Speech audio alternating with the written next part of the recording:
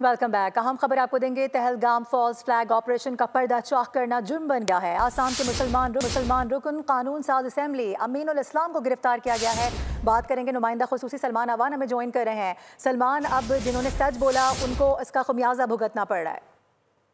जी बिल्कुल, मोदी राज एक चौपट राज है जहां पर ऐसा ही है जैसे कि आपने बताया कि आसाम से रुकने पार्लियामेंट रुकने असेंबली को गिरफ्तार कर लिया गया है और एक तो सबसे पहली बात कि वो मुसलमान है, ये भी मोदी के भारत में उनका जुर्म है। और उसके बाद उन्होंने सच बोला है, मोदी के फॉल्स फ्लैग पहलगाम ऑपरेशन से उन्होंने पर्दा उठाया है, तो ये एक और भी बड़ा जुर्म है जो कि उन्होंने किया है। इसी बुनियाद के ऊपर अमीनुल इस्लाम को गिरफ्तार कर दिया गया है। और अमीनुल इस्लाम ने जो बयान दिया है उसमें कहा था उन्होंने कि पहलगाम हमला भारतीय हुकूमत की अपनी साजिश है और इसी साजिश के नतीजे के अंदर पहले भी और ऐसी फॉल्स फ्लैग ऑपरेशन जो हैं वो किए जा चुके हैं।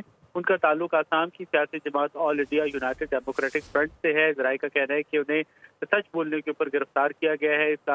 आसाम की पुलिस ने मोदी सरकार की शह के ऊपर उन्हें गिरफ्तार किया है। और पहलगाम फॉल्स फ्लैग ऑपरेशन के हवाले से जो हकायक क्योंकि अब सामने आने लगे हैं, कभी आप देख रहे हैं कि वो अफराद जिनको मुर्दा कहा गया वो जिंदा साबित हो रहे हैं। दूसरा, जिस तरह से इंडियन पुलिस ने मकबूजा जम्मू कश्मीर के अंदर जो हमलावर है उनके बारे में मालूमात मांगी, उससे जाहिर होता है कि ये एक तयशुदा मंसूबा था। अगर इंडियन पुलिस को हमलावरों के बारे में मालूमात ही नहीं है तो कैसे मोदी सरकार ने खुद जो है तमाम तर मलबा पाकिस्तान पर डाल दिया।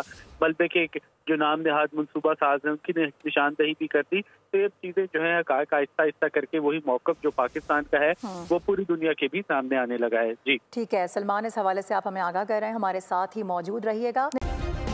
सब्सक्राइब करें और बेल दबाएं ताकि कोई खबर रह न जाए।